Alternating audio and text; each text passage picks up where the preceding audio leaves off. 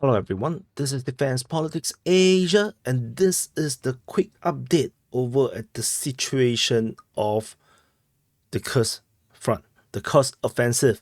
The uh, some people tell me it's pronounced as a kukus, kukus, kukus. Anyway, so I have covered a little bit, a quick one over at the situation report. So this, although I call this a quick update, I can assure you it's not very quick because there's so much things happened over at this Kursk front or the Cuckoo's front, and so the Kursk Cuckoo will now be covered right now. So we're going to cover this from the western sec. So just to for those that are uninitiated, there will be the western sector, then the western sector, northern sector, eastern sector, and the southern sector, and then there's also a Sudja sector. So we have to break it up into sectors because all these different front line is very different, because one front line, this is already like 30 kilometers. So the other front line here is like another 20 kilometers. So you just have a sense that like the front lines is really big. So this is a huge offensive. The Ukrainians are and really attempting something very ambitious. So just yeah, it is what it is. So for and press the like button, subscribe if you are new to this channel.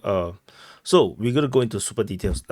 First thing first is the capture. The Ukrainians have captured this location called the Nezapoye, whatever it is called, VV.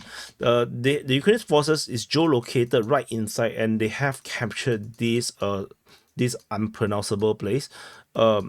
In this area, in this sector, the Russian sources that reported this, also they're not sure if the Ukrainians actually captured Viktorovka, although it's just nearby. Probably yes, but then the question would be where the Ukrainians come from, which is why they're a bit worried. They're not sure if the Ukrainians actually come from the border over at Gordievka, or is it coming. They never talk about east, but for me, the attack makes more sense to be coming from the east. And they also put the question about Uspenovka, and the Russian Defense Ministry pretty much make it even more complicated, more suspicious, because they reported the fighting, or rather they hit Ukrainian forces over at Uspenovka. So if they hit something here, did they fight, or did they actually just bombard? So still a lot of gray zones around here. Gordievka itself was also attacked. There's some skirmishes around here, but probably coming from the border. So it's still pretty much a gray zone right now, in the sense that like it's a gray area. We're not sure exactly what is happening. But geolocation of Ukrainian forces planting their flag over at the Vesnapnoye, which is at least there's a high chance that the Ukrainians have done this. They have captured this area here. Good chance. It's a very, very good chance. So, which means that the Russian lines have kind of broken around this area here. Previously, the Russians have formed a pretty decently strong line around here, and the Ukrainian forces was not able to break through. But again, this is a huge, long front line. Just this stretch from Snagos is around 15 kilometers. It's a little bit hard if the Russians do not have enough troops, in this area. And I got a feeling that the regular forces are not here. So that's the problem, and the Ukrainians have broke through. Further up north, at Snagos, the Russian forces continue to hold the line, and they continue to attack Ukrainian forces that was trying to attack. And the Ukrainian forces can't break through into Snagos. They decided to go around, and there is reports of Ukrainian forces being inside Krasno Otoberskoye. But based on the Ryba's latest information, this attack, or this so-called presence, was repelled, which means that there is Russian forces also around this area here. And I suspect that this presence of Ukrainian forces, or this attack, may be very small, or it may be just some infantry squads, trying to scout around and see, whether is there any loopholes that they can actually, tunnel into. And so the Russians definitely is still pretty stretched around here, and the Ukrainians are still trying to find a weak spot to enter. So the main problem with the Ukraine's situation right now on the eastern or on the western front is that they are unable to break through Khernevo. The Ukrainian forces have been constantly trying to attack, and there is also airstrikes confirming Ukrainian presence in that area. However, they are unable to break through this very, very strong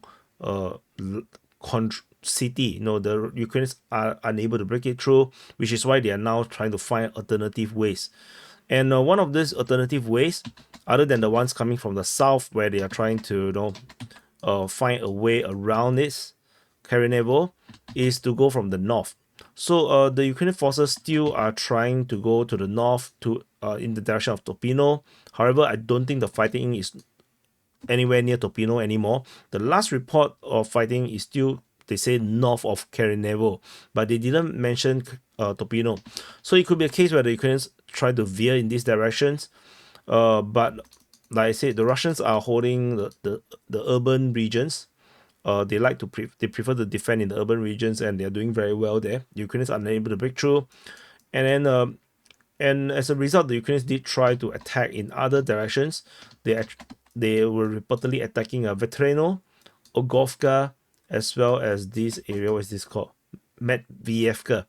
So that is what the Ukrainians are attacking. And the problem is that the fact that there was report about attacking in that region and not just capture means that there is Russian forces in this area here, which means that the Russians have now reinforced to this point at Vetreno and Medvievka. Previously, the Ukrainians managed to just go to the north. Now, I'm not sure how they're going to go into the north. Maybe it's still enough space.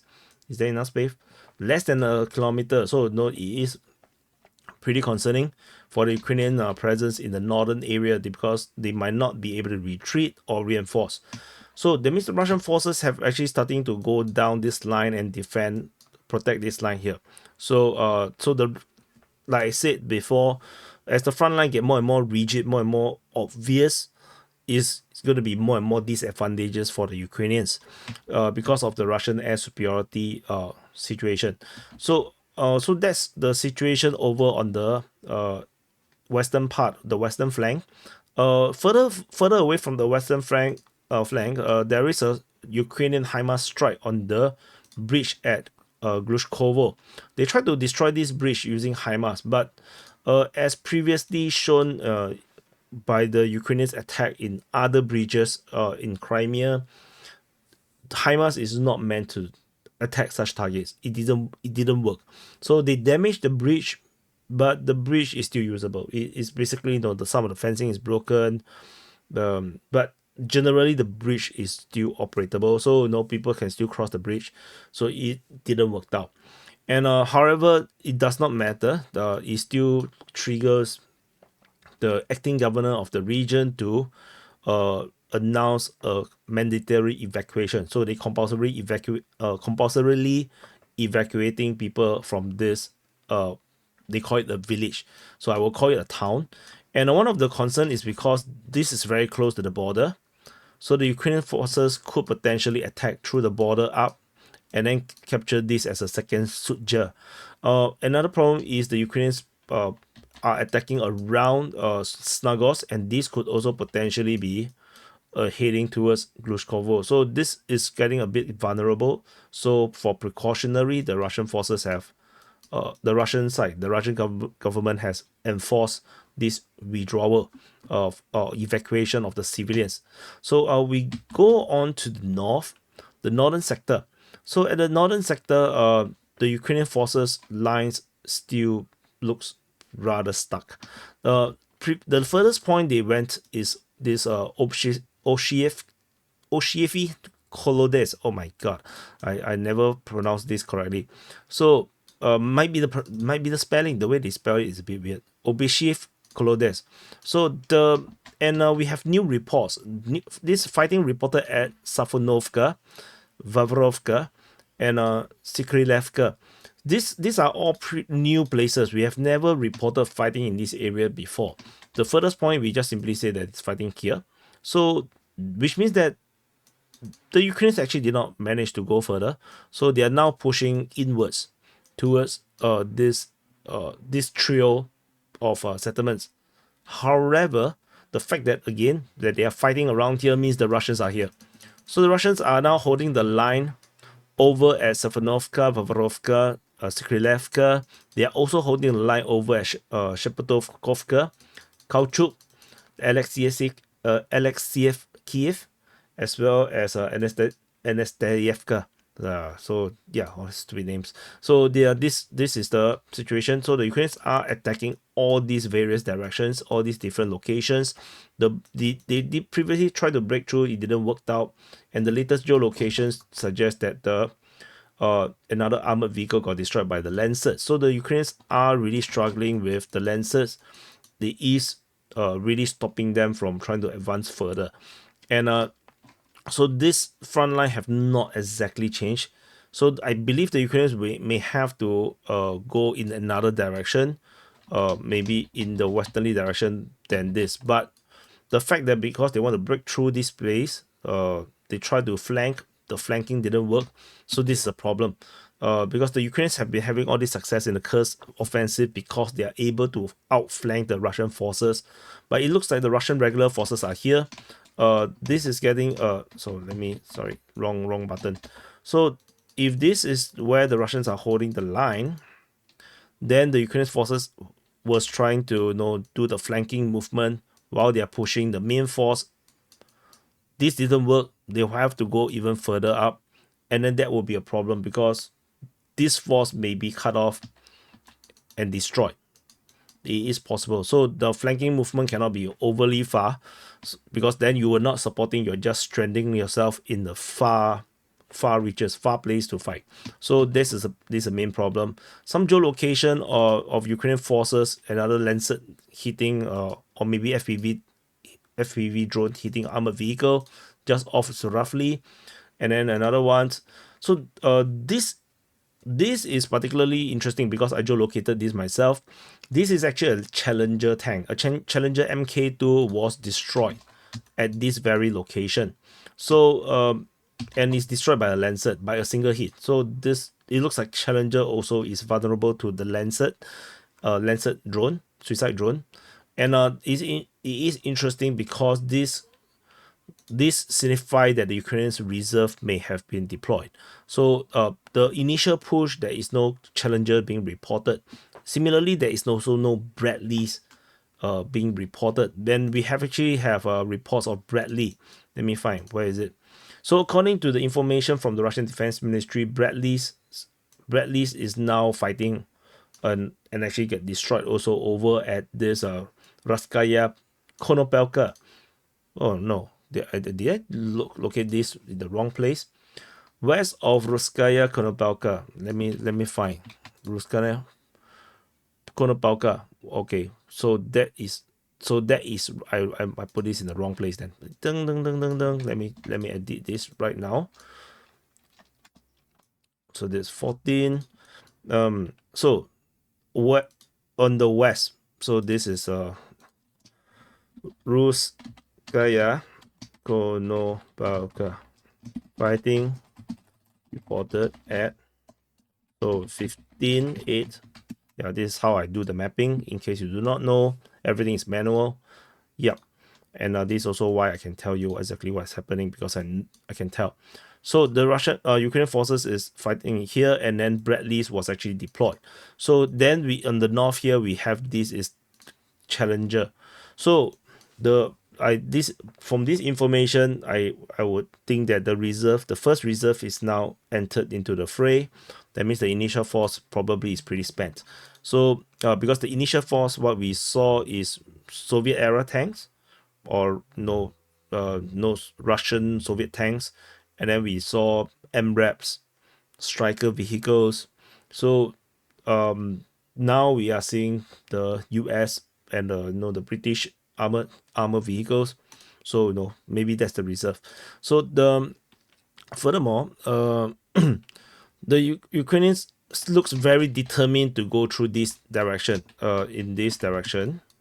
which is towards Lgov. So maybe this is why they are not heading westward, because it will just create a even further distance away from the Gulf. So they're trying to break through. The Russians hold the line, so that's the problem right now. They're stuck. Yeah, so this pretty much maintains what I mentioned in the previous update, that the line seems to be pretty stagnant right now. The Ukrainians are struggling to break through and get the same success. Further south in this, the northern area, there's fighting reported at Pogrebki as well as Krylenkoe. And the Russian forces counter-attack over at Malaya Loknia, and there's chance that the Russians have captured Malaya Loknia. Ukrainian forces attack Pogrebki as well as Krylenkoe. And let me see, the fighting here, they didn't mention in which direction. So Russian forces is now over at Pogrebki. Of course, we're not sure is it partial or is it they're outside, because the mentioned word is just nearby. So Krylenkoe, we know that is Russian. So now the Russian forces also have a salient around here, and I wonder if this is actually linked, because this is a firm line now. There's a firm line now. I wonder if this linked to this part all the way to Malaya Loknia, and then if they are at Pogrebki, which means that the line may look something like this as a salient of salt. And then we have another line here. So the Ukrainian forces is basically going into a stomach. Like this look like a stomach, and then this is the intestine. So this is the current situation, this current trajectory, the front line. It doesn't look natural. It's extremely unnatural, because this is maneuver warfare.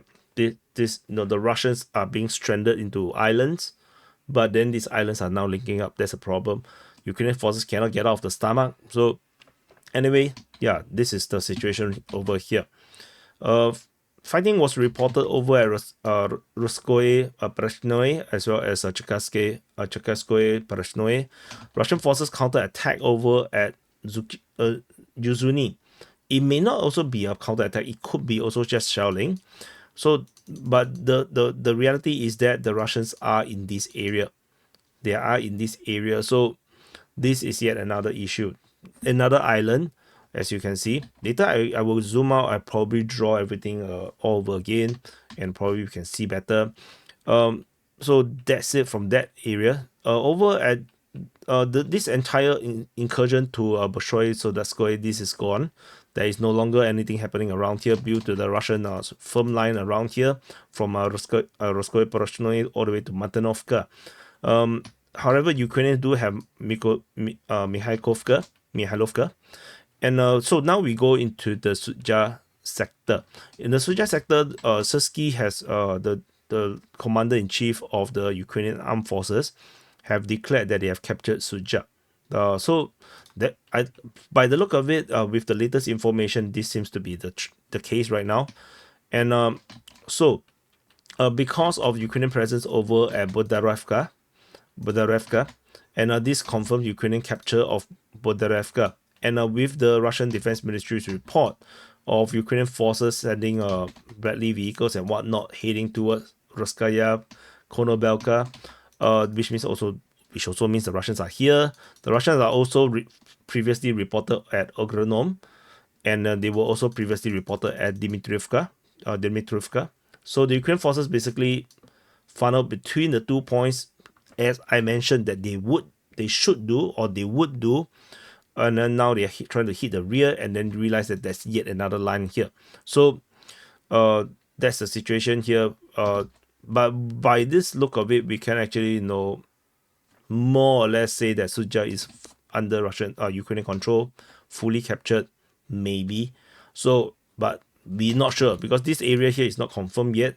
We'll just wait a bit more to confirm, because whether to declare Sudzha captured or not doesn't really matter that much, because most of Sudzha is actually under Ukrainian control, particularly on the western shores, the western side of the river.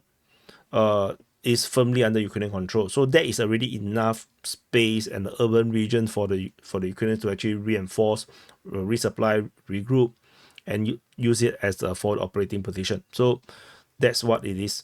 right here. Ukrainian forces continue to hold a position over Mykolaiv, Russian forces over at Martinovka.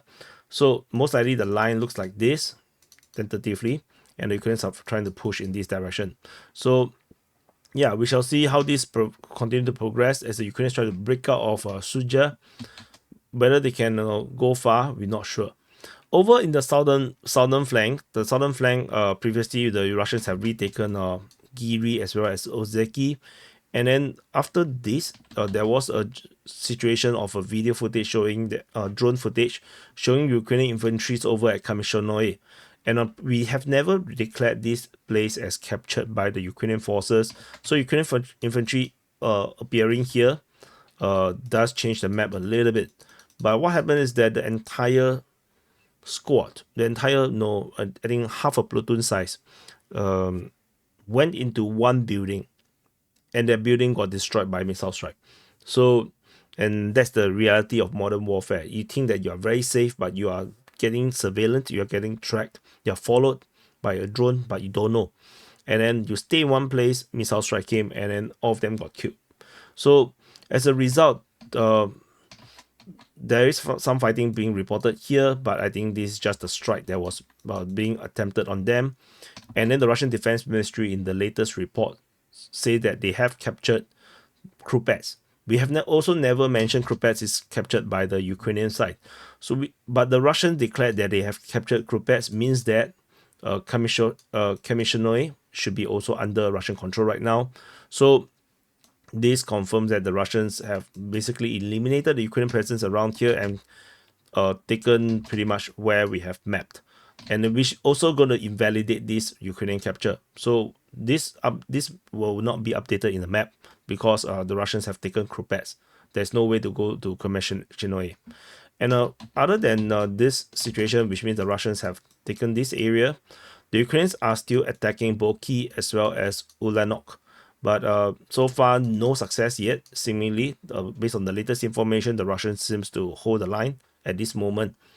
And so that is the southern front. Southern front is not looking good for the Ukrainians. So I don't think they're going to try much longer. They're going to hold the line. I believe that they will be holding the line around here. They will try to capture these two. Spinelli, it was previously reported to be under their control. So I think they will hold this line. But the Russians, with the capture of Krupets, I think they will go on a counter attack, and they're going to try to flush out the Ukrainians away from this area here. Looking at the reserve situation, like I mentioned, the first reserve seems to have deployed. There is more things happening right now. For example, the Ukrainian HIMARS got destroyed over in Sumin. This is confirmed, posted by the Russian Defense Ministry. They posted the drone footage. It's clearly a HIMARS, and in fact there was a second HIMARS that was not hit. So it just happened to be coming home, and then it's like their friend was destroyed. So, and this HIMARS is actually deployed very, very upfront. How the HIMARS got detected was because it fired 2 missiles, and the drone basically discovered it. And this is actually very near. Like we're talking about like 30 kilometers at furthest point, 46 kilometers. Yeah. I think the HIMARS, but HIMARS can fire 200 kilometers. So there is actually no need for them to come so near. But the Ukrainians seems to be really gung ho in this offensive. They push artillery. Now they push the HIMARS all up front. It feels really all out. The feeling I get is a bit all out. Like they really want to do everything that they could in this offensive. But you have to zoom out and see how big is Russia. I'm not sure how much they can achieve in this offensive. And then over at Kindrativka, there is a Russian airstrike that was reported. So there were 2 strikes. And then the Russian Defense Ministry reported one hell of a lot of shelling. And so there is a lot of shelling. And this shelling probably can help to indicate where the Ukrainian forces are gathering, where is the operating position, where is the reserves. So within the Kursk region, there is this group of course, Suja. So this helps. So okay, so this is operating for the Western Front, and then Suja probably is to operate to support the operations around the Suja region. And then we have other like Mirapulia and Moritza, but these two probably, and maybe over this also this one Satki. Maybe these are the Southern Front related ones. And then we have also the border region. So this border region, so this is just a logistic place. And then you have Loknia and Yunakivka. This is probably the first reserve. And then we have Kindrativka, Kotin, and what's this other one called? Krovne. So this field probably is a potential invasion force that could attack up north towards a totally new direction, a totally new front line to help to pincer the Russian forces that is currently defending around this area. However, we already have Ukrainian some success around this area, so this force may be just used to help to reinforce and resupply this new direction. So the Ukrainians still have a lot of reserve, clearly shown by all the strikes in the rear positions. So I would not underestimate the Ukrainians, but the Ukrainians are really getting stuck at this moment. They aren't having this breakthrough. So breakthrough over at Suja, little bit. It's not a lot, a little bit. So we shall watch this. This is pretty interesting. And the Ukrainians try to go a totally new direction in the north.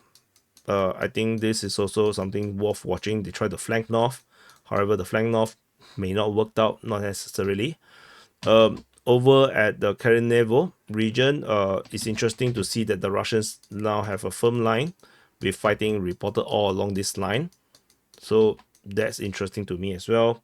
And we also something to watch is this the lower half of the Western Front. I think this is now the weakest point, I think, for the Russians, because the Ukrainians have just broke through this area. There was fighting reported in this area over Krasno-Otobielsky. This one is a Znezda. So yeah, so that is interesting to me. I'll keep a lookout for the Gordievka as well as Uspanovka to see whether the Ukrainians actually captured this or not. So anyway, a bit of a messy report today. Yeah, because I'm actually a bit sleepy already. It's actually the end of my day. It's 1:50 a.m. right now, so it's a bit hard for me to concentrate and not organize my thoughts. But anyway, all away from the Kursk front in the south, the Ukrainians did try to attack this crossing over at Kolotilovka, but this did not work out. The Max Pro basically crashed into the one of these dragon teeth, and then the concrete gate, and then basically choke up the road. So I don't think the Ukrainians is going to try again, unless they're going to try just use infantry vehicles. It's not going to pass anymore because the vehicle got stuck there, and the Russians have drones to hit anything that try to stop. If you stop, you're going to get hit by the drone, because if you drive, it's already dangerous. Stopping is even more dangerous. So I think this attempt at crossing over this location is not going to work anymore. So I think the Ukrainians will have to find a new way in. Although I'm not sure why they don't just cross the border in another way. I don't know. They only try to go through the roads somehow. Anyway, thank you for watching. So a bit low energy. Press the like button, subscribe, and if you watch to this point, if you're not subscribed, yeah, I mean, you should. Thank you for watching. I'll see you guys in the next update. And if you want to know more about the rest of the Ukraine war, check out this situation report published on the DPA War channel. See you guys.